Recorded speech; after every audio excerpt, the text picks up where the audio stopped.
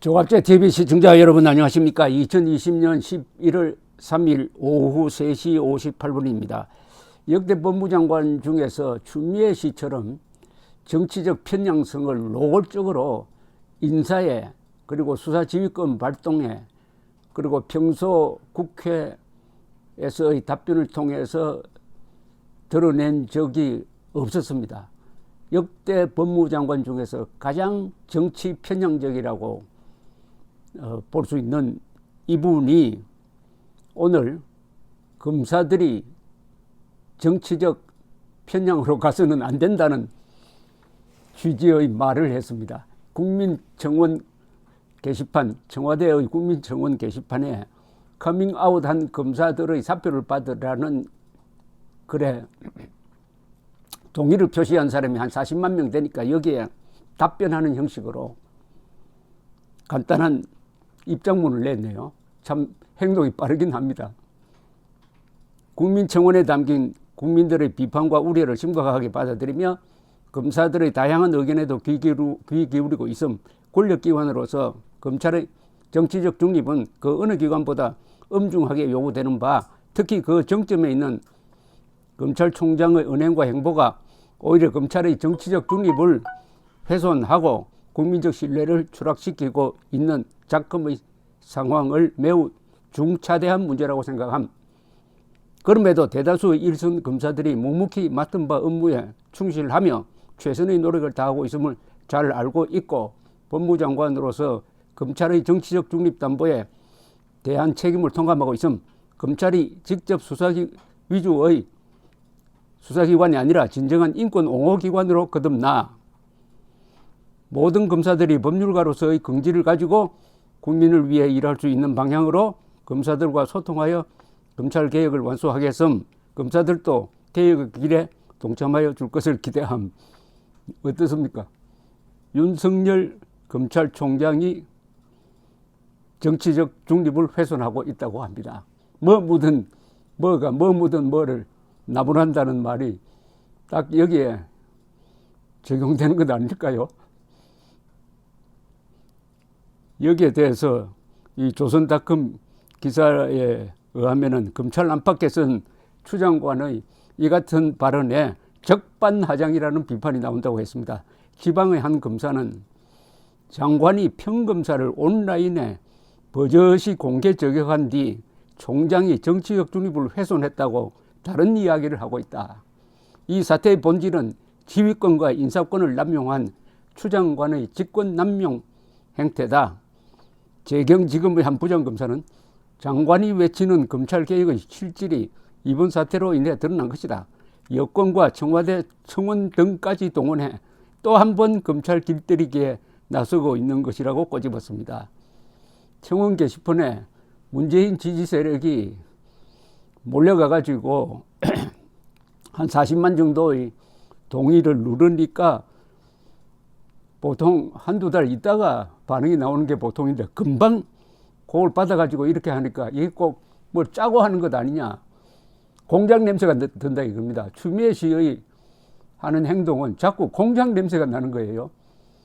지금 사기꾼이 옥중에서 보낸 편지를 근거로 해가지고 자기 부하라고 볼 수 있는 검사들을 감찰을 하는데 그 내용이 거의 다 거짓말로 지금 드러나고 있습니다.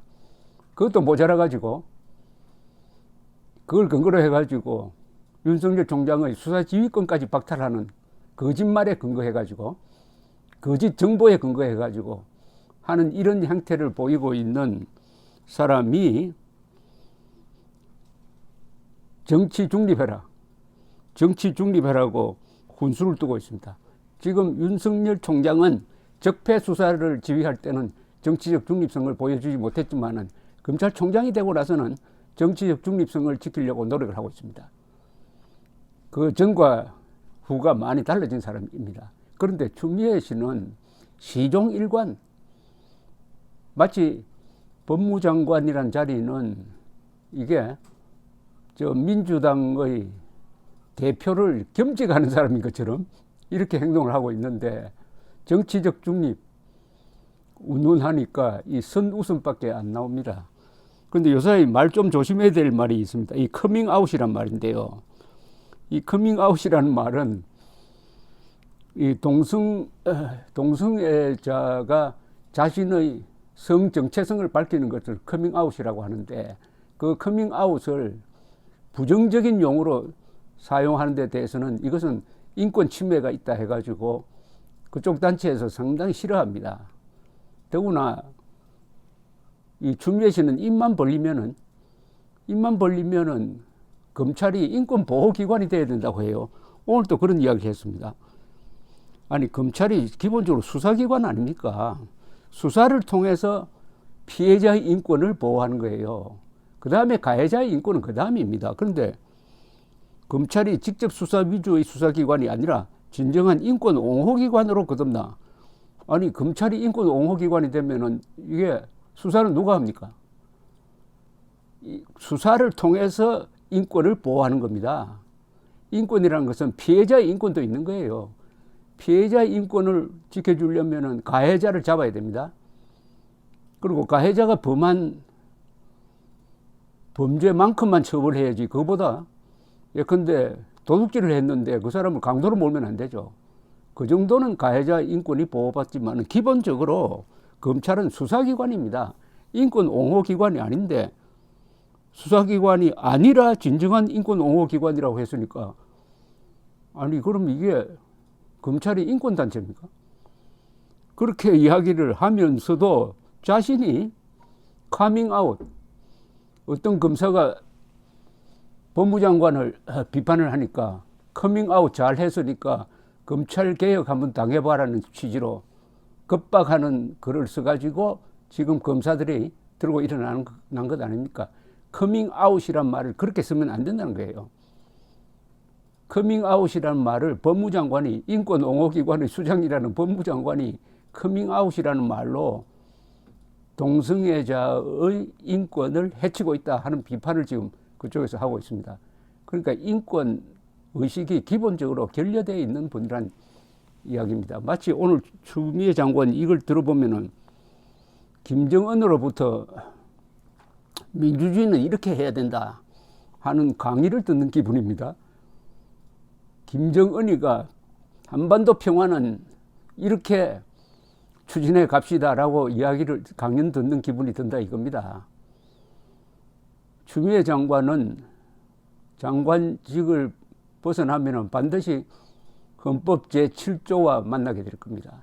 헌법 제7조, 모든 공무원은 국민 전체에 대한 봉사자이며 정치적으로 중립해야 한다. 추미애 씨의 헌법 7조 해석은 모든 공무원은 문재인 정권을 위한 봉사자이며 정치적으로 편향해야 한다. 그것을 소신으로 여기고 있지 않습니까?